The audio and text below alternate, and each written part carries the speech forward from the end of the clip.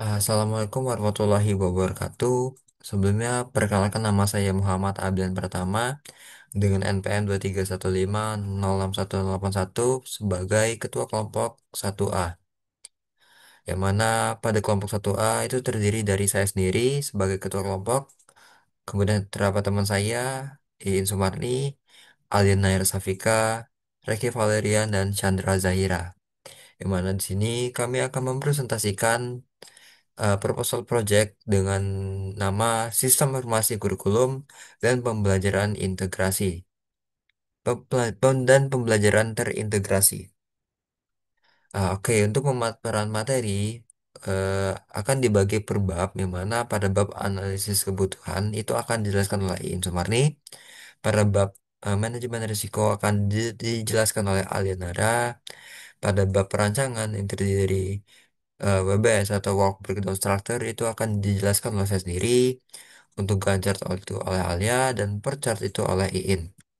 Nah, untuk pada bab estimasi biaya itu akan dijelaskan oleh Reky Valerian, untuk bab sumber daya itu akan dijelaskan oleh Chandra Zahira, dan untuk bab desain mockup itu akan dijelaskan oleh saya sendiri dan juga Chandra Zahira. Oke, langsung saja ke pemaparan materinya.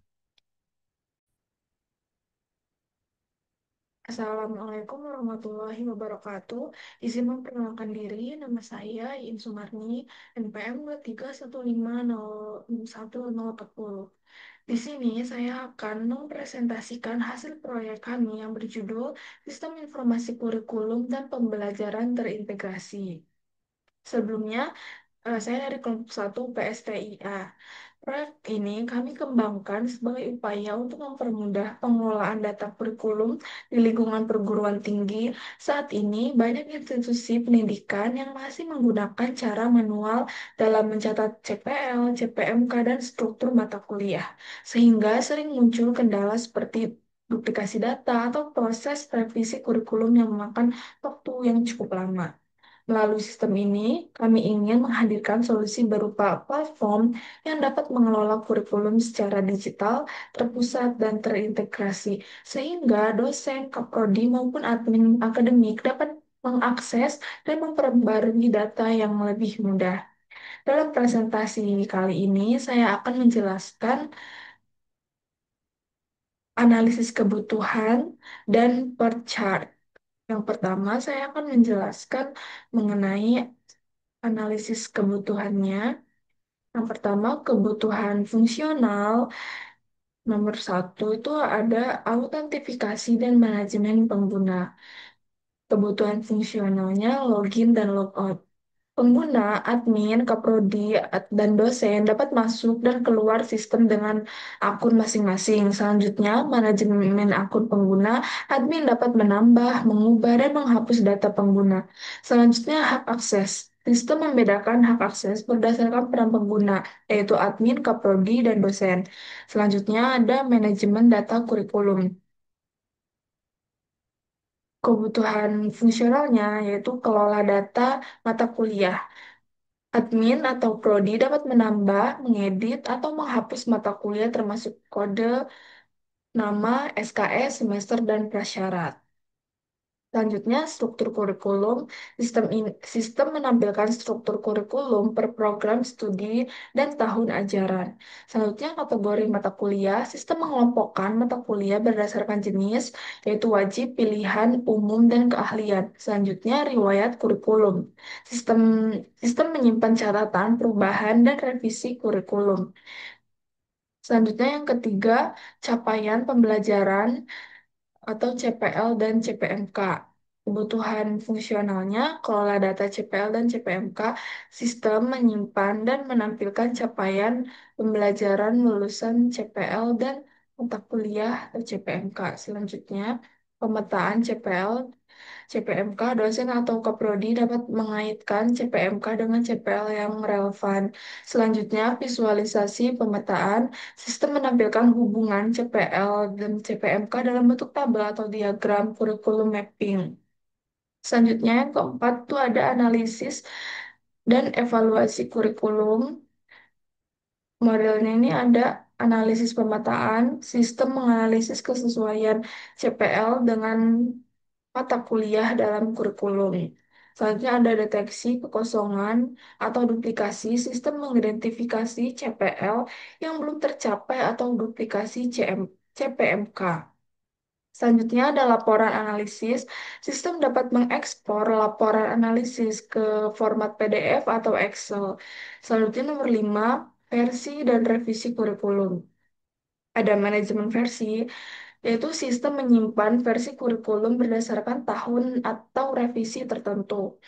Selanjutnya ada perbandingan kurikulum. Pengguna dapat membandingkan dua versi kurikulum untuk melihat perbedaan.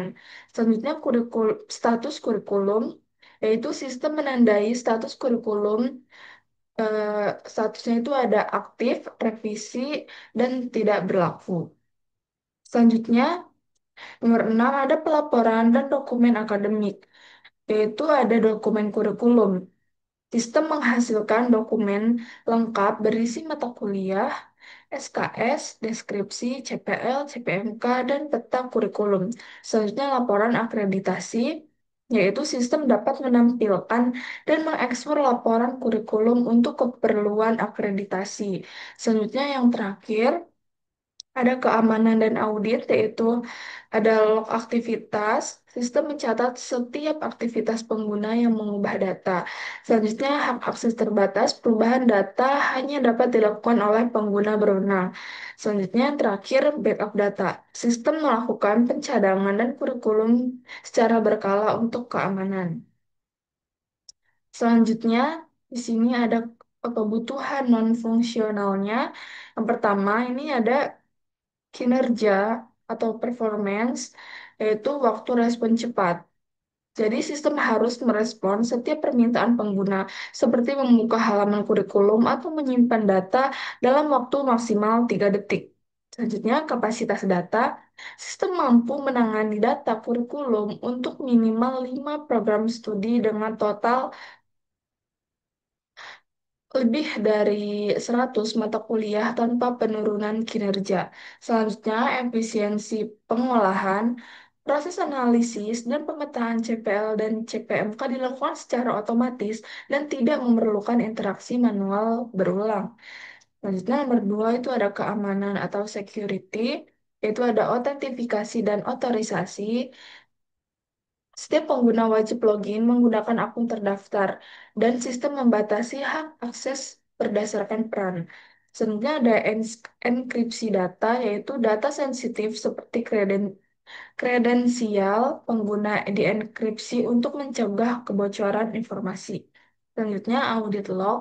Sistem mencatat seluruh aktivitas penting, yaitu tambah, ubah, hapus data beserta waktu dan pengguna yang melakukannya. Selanjutnya, keandalan atau reliability, backup, dan pemulihan. Sistem melakukan backup otomatis secara berkala dan menyediakan mekanisme restore data bila terjadi kegagalan. Selanjutnya, toleransi kesalahan. Sistem mampu menangani kesalahan input atau kegagalan koreksi tanpa kehilangan data utama. Yang nomor 4 ini ada kemudahan penggunaan atau usability, yaitu antarmuka ramah pengguna. Desain antarmuka yang sederhana, mudah dipahami, dan dapat digunakan tanpa pelatihan intensif. Selanjutnya, konsistensi tampilan. Setiap halaman memiliki tata letak, ikon, dan warna yang konsisten. Selanjutnya, dokumentasi pengguna. Sistem menyediakan panduan penggunaan atau user manual untuk admin dan dosen. Kemudian nomor 5 ada probabilitas multi-platform. Sistem dapat diakses melalui browser web standar yaitu Chrome, Edge, Firefox, dan Safari. Dukungan perangkat ini adalah sistem dapat dijalankan di perangkat desktop, laptop, dan tablet. Selanjutnya ada pemeliharaan atau maintainability. Kode Kode mudah dikelola, struktur kode dan dokumentasi pengembang harus memungkinkan pengembangan lanjutan atau perbaikan bug dengan mudah. Selanjutnya ada modularitas sistem. Em, Fitur ini sistem dibangun dalam modul terpisah agar mudah diperbarui tanpa mengganggu modul lain. Selanjutnya, nomor 7 ini ada skalabilitas. Ada penambahan program studi, jadi sistem dapat dikembangkan untuk menampung lebih banyak program studi atau fakultas di masa depan tanpa perubahan besar. Selanjutnya, peningkatan volume pengguna. Jadi sistem mampu menampung minimal 200 pengguna aktif secara bersamaan tanpa menurunkan performa. Kemudian yang terakhir, ada ketersediaan. Waktu aktif sistem, sistem diharapkan memiliki tingkat ketersediaan minimal 99% selama jam operasional kampus. Selanjutnya, pemantauan sistem, yaitu admin dapat memonitor status server dan konektivitas secara real-time. Jadi itu adalah kebutuhan dan fungsionalnya. Baik, perkenalkan nama saya Alinera Syafika dari kelas PSTIA dengan NPM 2315061.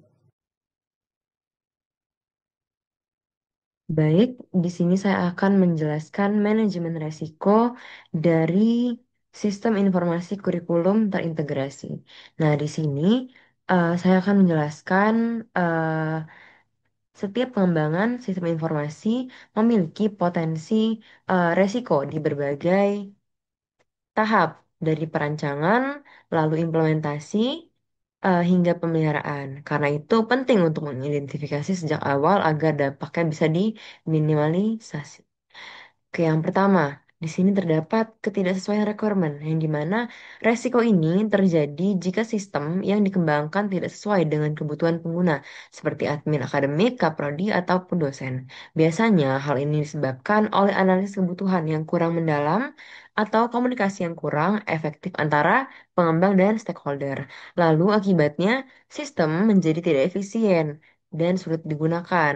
Untuk mengatasinya, dilakukan validasi kebutuhan secara berkala serta pengujian prototipe bersama pengguna agar sistem benar-benar sesuai dengan kebutuhan. Nah, di sini ketidaksesuaian requirement itu berada pada eh, dampak yang tinggi dan kemungkinan yang tinggi juga. Jadi ini high resiko atau high risk. Lalu yang kedua terdapat keterlambatan input data kurikulum. Yang dimana hal ini bisa terjadi karena dosen atau kaprodi belum terbiasa menggunakan sistem, kurangnya sosialisasi atau antarmuka yang belum ramah pengguna. Dampaknya, data kurikulum CPL dan juga CPMK tidak diperbarui tepat waktu, sehingga bisa menghambat proses analisis dan akreditasi. Mitigasinya yaitu dengan menyediakan panduan penggunaan, fitur pengingat otomatis, serta pelatihan yang singkat bagi pengguna. Di sini keterlambatan input dosen itu memiliki dampak yang tinggi dan kemungkinannya sedang. Yang ketiga, kegagalan integrasi atau kesalahan data. Risiko ini berkaitan dengan adanya kesalahan saat menghubungkan antar modul sistem seperti CPL, CPMK, dan struktur kurikulum. Jika terjadinya kesalahan integrasi, bisa muncul duplikasi atau inkonsistensi data yang akan mempengaruhi hasil analisis. Untuk mencegahnya, sistem perlu dilengkapi dengan validasi otomatis, pengujian integrasi data, dan pemeriksaan konsisten sebelum sistem dijalankan penuh. Keempat, ada scope creep atau perluasan lingkup proyek, yang dimana itu terjadi jika kebutuhan ada penambahan fitur atau perubahan kebutuhan di luar perencanaan awal tanpa ada penyesuaian waktu maupun sumber daya. Akibatnya, proyek bisa terlambat dan biaya meningkat. Solusinya adalah menerapkan prosedur change request resmi untuk setiap perubahan dan memastikan semua perubahan terdokumentasi dengan baik. Yang kelima, ada keterbatasan atau ketidakmampuan tim. Resiko ini muncul jika tim pengembang belum memiliki kompetensi teknis yang cukup. Misalkan dalam hal desain base data atau pemrograman sistem web. Dampaknya, proses pengembangan menjadi lambat atau hasil sistem kurang optimal. Mitigasinya adalah melalui pelatihan teknis, pembagian tugas sesuai keahlian, serta dokumentasi pengembangan yang rapi. Lalu yang keenam, ada keterlambatan penyediaan server atau akses sistem. Keterlambatan ini bisa disebabkan oleh kendala jaringan atau infrastruktur server yang belum siap.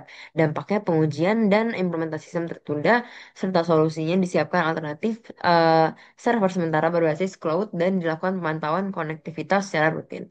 Lalu yang ketujuh, masalah keamanan data kurikulum, yang dimana sistem ini menyimpan data penting seperti CPL, CPMK, dan riwayat revisi kurikulum, yang dimana resiko kebocoran atau akses tidak sah bisa terjadi jika sistem keamanan tidak diterapkan dengan baik. Untuk meminimalisasi risiko ini, perlu diterapkan otorisasi berbasis peran, enkripsi data, serta audit log untuk mencatat aktivitas pengguna. Lalu kedelapan, antarmuka yang sulit digunakan atau usability rendah. Jadi tidak sesuai dengan user experience, yang dimana antarmuka yang tidak intuitif dapat membuat pengguna kesulitan dan enggan memakai sistem. Akibatnya, mereka bisa kembali ke metode manual, tidak menggunakan sistem yang kita buat. Nah, untuk menghindari hal ini, desain termuka harus dibuat sederhana, konsisten, dan diuji langsung bersama pengguna sebelum sistem diluncurkan. Lalu, yang terakhir, yaitu adalah kapasitas server yang tidak mencukupi. Saat banyak program studi atau pengguna mengakses secara bersamaan, server bisa melambat nih. Hal ini tentu menghambat proses input dan analisis data. Solusinya yaitu meningkatkan kapasitas server, mengoptimalkan performa basis data, dan melakukan pemantauan sistem secara rutin. yang mana pada eh, perencanaan pertama itu terdapat WBS atau Work Breakdown Structure, yang mana WBS sendiri adalah sebuah alat atau cara untuk memanajemen proyek untuk menguraikan proyek besar menjadi komponen-komponen yang lebih kecil dan dapat dikelola secara hierarkis, yang mana tujuannya adalah memecah tujuan keseluruhan proyek menjadi hasil kerja yang lebih spesifik, yang kemudian dipecah lagi menjadi paket-paket pekerjaan hingga ke level yang paling dasar dan dapat ditindaklanjuti oleh tim proyek. Oke, jadi di sini rapat WBS yang sudah kami buat, mana di sini namanya, oh ya, sebelumnya di sini terdapat tiga level, mana pada level pertama ini merupakan judul utamanya atau proyek utamanya, kemudian untuk level kedua ini merupakan tasknya, dan di level ketiga merupakan subtasknya. Oke, jadi untuk level pertama ini nama sistemnya, yakni Sistem Informasi Kurikulum dan Pembelajaran Terintegrasi. Nah, kemudian masuk turun ke level, naik ke level 2, yang mana merupakan tas-tasnya, yang mana tasnya itu dapat, yang pertama itu ada analisa kebutuhan, perancangan sistem, pengembangan sistem, pengujian sistem, implementasi dan pelatihan, serta pemeliharaan dan evaluasi. Nah, pada level analisa kebutuhan, pada uh, tas analisis kebutuhan itu mempunyai subtasnya sendiri, yang mana yang pertama itu ada identifikasi kebutuhan pengguna seperti dosen, mahasiswa, dan admin akademik. Kemudian ada terdapat analisis proses kurikulum dan pembelajaran, serta penyusunan dokumen kebutuhan sistem. Nah, pada perancangan sistem itu terdapat perancangan arsitektur sistem, perancangan data, basis data, dan perancangan UI UX-nya. Pada tes pengembangan sistem itu terdapat subtes pengembangan back-end, front-end, implementasi basis data, serta pembuatan fitur manajemen pengguna. Pada tes pengujian sistem itu terdapat unit dan integrasi testing, UAT atau unit atau unit uji penerima pengguna, kemudian ada sistem testing serta perbaikan bug. Nah, pada tes implementasi dan pelatihan itu dapat instalasi sistem ke server produksi, migrasi data lama, serta pelatihan pengguna seperti dosen, admin, dan mahasiswa. Dan terakhir, tes pemeliharaan dan evaluasi yang terdiri dari monitoring kinerja dan pemeliharaan rutin, yang mana eh pe- kemudian terdapat penanganan masalah dan pembaruan fitur serta evaluasi berkala dan update fitur. Nah, itu merupakan eh, struktur dari work breakdown-nya atau bisa dibilang WBS atau work breakdown structure-nya. Ini untuk tabel ininya. Nah, baik selanjutnya terdapat Gantt chart, yaitu alur atau durasi dari pengerjaan, yang dimana di sini terdapat beberapa teks yang sesuai dengan WBS, yang dimana untuk analisis yaitu pada 1.1 2001 sampai 2003, yang dimana dikerjakan selama 2 minggu lalu, dan ini sudah komplit atau sudah kurang lebih sudah selesai dilakukan. Lalu pada week ketiga dimulailah tahap perancangan arsitektur sampai dengan perancangan antarmuka pengguna yang dimana dilakukan 2 minggu juga. Lalu di sini ada dari minggu kelima sampai minggu keenam terjadilah pengembangan back end dan front end yang dimana sistem sudah setengah jadi. Lalu pada minggu pada minggu keenam sampai minggu ketujuh terjadinya implementasi dari basis data dan pembuatan fitur dan unit integrasi testing. Nah, unit integrasi testing ini terjadi pada minggu ke-8 sampai minggu ke-9. Lalu di sini setelah kita melakukan uji penerimaan pengguna atau UIT, kita melakukan sistem testing serta perbaikan bug dan instalasi sistem ke server produksi. Nah, di sini ini dimulai dari pertengahan minggu ke-8 sampai pertengahan minggu ke-9. Lalu pada pertengahan minggu ke-9 kita akan melakukan yang namanya perbaikan bug. Setelah diuji, jika ada bug kita perbaiki, jika tidak ada maka sistem lanjut eh, ke maintenance atau pemeliharaan karena tidak ada bug dan error. Lalu pada minggu ke 11 ini terjadinya proses instalasi sistem, migrasi data lama dan pelatihan ke pengguna setelah eh, aplikasi yang kita buat ini diluncurkan. Lalu pada minggu terakhir yaitu minggu ke-12 di sini terdapat monitoring kinerja dan pemeliharaan rutin, penanganan masalah dan pembaruan fitur dan evaluasi berkala dan update fitur. Nah, di sini berjalan hingga sistem diluncurkan ke user. Oke, di sini kita menggunakan 12 minggu kerja. Bisa dilihat tampilan Gantt chartnya. Selanjutnya, lanjut ke bab 2, saya akan menjelas. Selanjutnya lanjut ke bab 4, yaitu perencanaan proyek. Saya akan menjelaskan bagian diagram per chart ini. Jadi bisa dilihat pada gambar diagram per chart ini yang menggambarkan alur dan ketergantungan antar kegiatan dalam proyek sistem informasi kurikulum dan pembelajaran terintegrasi. Diagram ini menunjukkan urutan pekerjaan dari tahap awal hingga tahap akhir, beserta perkiraan waktu yang dibutuhkan di setiap bagiannya. Prosesnya ini dimulai dari tahap identifikasi kebutuhan pengguna dan analisis proses kurikulum yang masing-masing memakan waktu sekitar 1 minggu. Tahap ini penting untuk memahami kebutuhan dosen, kaprodi, dan admin akademik dalam mengelola kurikulum. Setelah itu, hasil analisis dituangkan ke dalam dokumen SRS atau Software Requirement Specification sebagai acuan dalam perancangan sistem.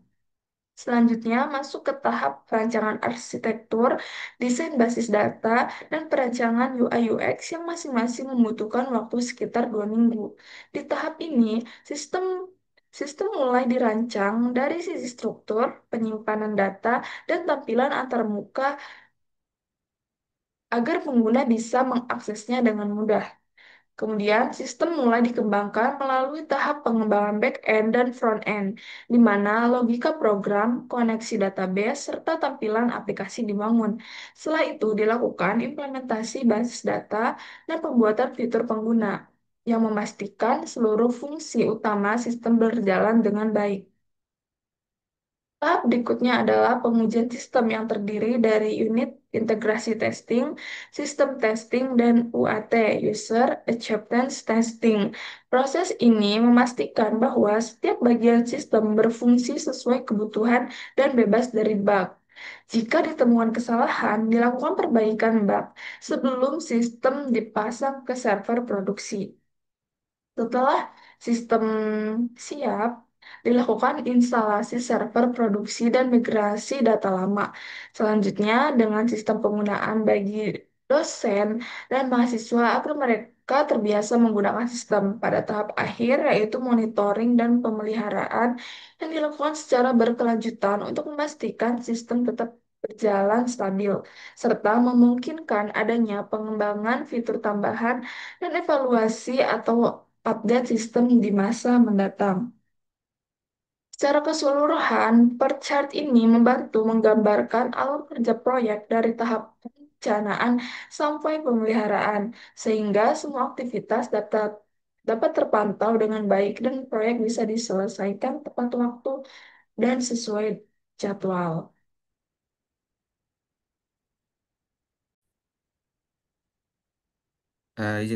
Izin melanjutkan. Jadi sebelumnya izin mengenalkan diri. Nama saya Rizky Valerian dengan NPM 231506107. Selanjutnya, saya akan menjelaskan mengenai bab 5 yaitu anggaran biaya dari proyek sistem informasi kurikulum dan juga pembelajaran terintegrasi. Pada bagian ini, kami menghitung estimasi total biaya yang dibutuhkan mulai dari tahap perencanaan, pengembangan hingga pemeliharaan sistem. Lalu secara umum anggaran proyek ini kami bagi menjadi 5 komponen utama yaitu yang pertama terdapat biaya sumber daya manusia, lalu terdapat biaya perangkat keras, lalu juga terdapat biaya perangkat lunak, biaya pelatihan dan implementasi, dan yang terakhir terdapat biaya pemeliharaan dan cadangan. Masing-masing dari komponen ini memiliki peran penting dalam mendukung keberhasilan proyek secara keseluruhan.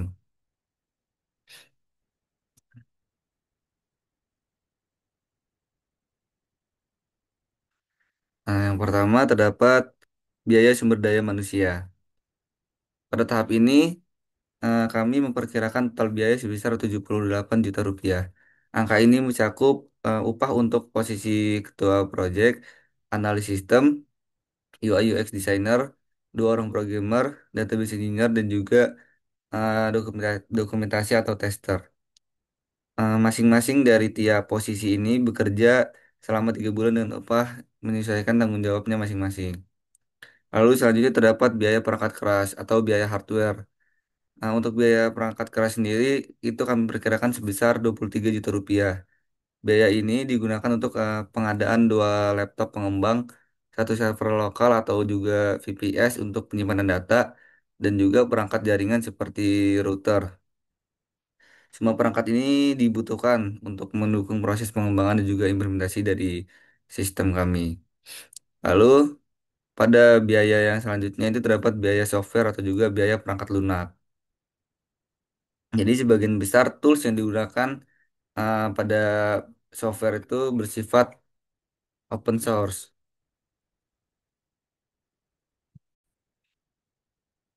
seperti Visual Studio Code, Laravel dan juga SMPP. Jadi pada ketiga pada tiga jenis software ini itu tidak memerlukan lisensi atau juga biaya.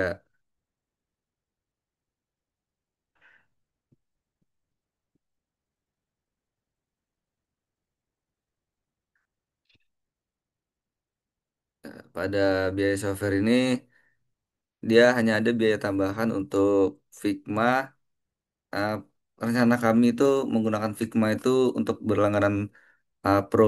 Jadi di sini jika berlangganan Pro itu akan memerlukan biaya sebesar 600.000 rupiah dan domain serta hosting selama 1 tahun itu sebesar 1,2 juta rupiah. Jadi total biaya yang kami perkirakan untuk biaya perangkat lunak atau biaya software itu eh, sejumlah 1,8 juta rupiah. Selanjutnya terdapat biaya pelatihan dan implementasi. Nah, untuk biaya pelatihan dan implementasi itu kami estimasikan sebesar 5 juta rupiah. Biaya ini mencakup pelatihan bagi admin dan dosen, sosialisasi sistem, pembuatan dokumentasi manual pengguna, serta proses instalasi dan konfigurasi awal sistem. Lalu selanjutnya terdapat biaya pemeliharaan dan cadangan atau kata lainnya adalah maintenance. Untuk biaya maintenance sendiri itu kami menyiapkan anggaran dan kami menyiapkan atau memperkirakan anggaran itu sebesar 5 juta rupiah. Di mana biaya ini tuh digunakan untuk maintenance rutin, backup data, dan juga upgrade sistem selama masa operasional. Selanjutnya terdapat rekapitulasi total anggaran. Jadi di sini terdapat rekapan dari total dari tiap-tiap eh, biaya, yang mana di sini merupakan total estimasi dari semua biayanya. Jika dijumlahkan, total keseluruhan estimasi biaya proyek ini mencapai sekitar 112.800.000 rupiah. Jumlah ini sudah mencakup seluruh kegiatan mulai dari analisis kebutuhan sampai juga sistem siap digunakan dan dipelihara.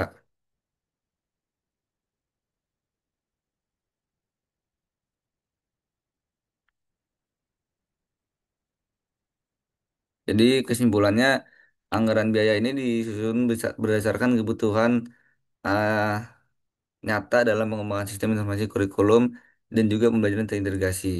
Estimasi ini juga sifatnya itu fleksibel dan masih dapat disesuaikan dengan kebijakan atau kondisi institusi dari tempat sistem ini akan diimplementasikan. Sekian penjelasan bab 5 dari saya. Selanjutnya akan dijelaskan oleh teman saya. Assalamualaikum warahmatullahi wabarakatuh. Nama saya Chandra Zahira dengan NPM 2315061017.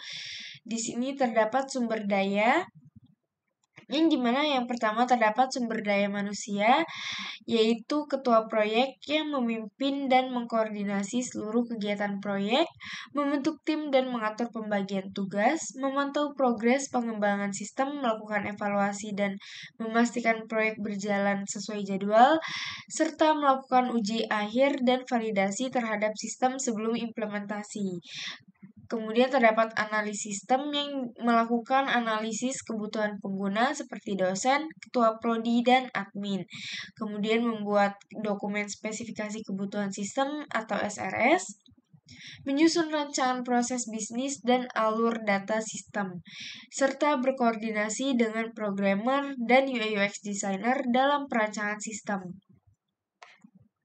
Ketiga, terdapat UI/UX designer yang mendesain antarmuka aplikasi atau user interface, menyusun alur navigasi pengguna atau user flow, dan menjaga konsistensi tampilan dan pengalaman pengguna yang mudah dipahami. Kemudian keempat, terdapat database engineer yang dimana mendesain dan mengimplementasikan struktur basis data, menentukan relasi antar tabel dan memastikan integritas data, membuat query serta optimasi performa database, kemudian melakukan backup dan restore database secara berkala. Kemudian programmer mengembangkan modul sistem sesuai kebutuhan fungsional, melakukan integrasi antara back-end dan front-end, mengimplementasikan fitur autentikasi, manajemen kurikulum, pemetaan CPL, CPMK, dan laporan, serta melakukan pengujian unit dan debugging kode. Terakhir, terdapat dokumentasi yang menyusun dokumentasi teknis dan manual pengguna, melakukan pengujian sistem seperti unit testing, integration testing, dan user acceptance testing. Melaporkan bug dan memberikan rekomendasi perbaikan, serta membantu proses pelatihan pengguna akhir atau end user training. Kemudian selain sumber daya manusia, terdapat sumber daya fisik yang menjadi dua bagian, yaitu software dan hardware. Yang dimana software menggunakan Visual Studio Code, Laravel, PHP Figma, Draw.io, GitHub, dan XAMPP. Yang hardware menggunakan laptop dan server. Nah, kemudian sini saya akan menjelaskan untuk bagian pada bab terakhir ini pada bab desain mockup, di mana di sini saya akan menjelaskan pada subbab desain sistemnya. Nah, jadi ini merupakan gambaran mockup dari sistem informasi kurikulum dan pembelajaran terintegrasi atau yang kami beri nama si kuliah, yang mana di situ terdapat berbagai fiturnya seperti search bar, kemudian saya dapat macam-macam menu ya, beranda, pesan, tugas, anggota, pengaturan, kemudian saya dapat nama user, kemudian saya dapat eh, dashboard utamanya, yang mana dashboard utamanya terdapat manajemen kurikulum, capaian pembelajaran, dan analisis dan pelaporan kurikulum, serta serta isi dari dashboardnya terkait kurikulum, CPL dan CPMK serta akreditasi. Nah, kemudian di sebelah kiri itu dapat proyeknya juga, yang mana dapat ada kurikulum 2025, kurikulum 2020, pemetaan CPL dan CPMK, serta evaluasi mata kuliah. Oh. Mungkin sekian untuk penjelaskan terkait implementasi proyek pada subbab desain sistem. Selanjutnya untuk desain dashboard serta KPI proyek akan dijelaskan oleh Chandra Zaira. Kita lanjut ke implementasi halaman dashboard. Di sini terdapat dashboard KPI proyek yang eh, menunjukkan tampilan-tampilan dari tabel-tabel yang sudah dibuat. Yang pertama terdapat tabel KPI yang dimana menunjukkan data detail per tahapan proyek. Di sini terdapat tahapan atau WBS yang dimana menunjukkan bagian pekerjaan yang sedang atau akan dilakukan oleh tim seperti terdapat analisis kebutuhan, perancangan sistem, pengembangan sistem, pengujian sistem, implementasi dan pelatihan, dan pemeliharaan dan evaluasi. Kemudian terdapat KPI yang dimana menjadi ukuran keberhasilan tiap tahap. Jadi bisa dinilai untuk tahapan-tahapannya sudah sampai mana saja. Kemudian target untuk menentukan batas waktu pencapaian yang harus dicapai oleh tim. Kemudian terdapat realisasi yang dimana realisasi ini memberikan informasi presentasi yang sudah tercapai di tahap tersebut. Berapa persen, misalnya 100%, 90%, atau berapa persen. Kemudian terdapat status yang dimana status ini kondisi terakhir pada tahap tersebut yang memberikan gambaran seperti tercapai, hampir, atau belum dimulai. Kemudian terdapat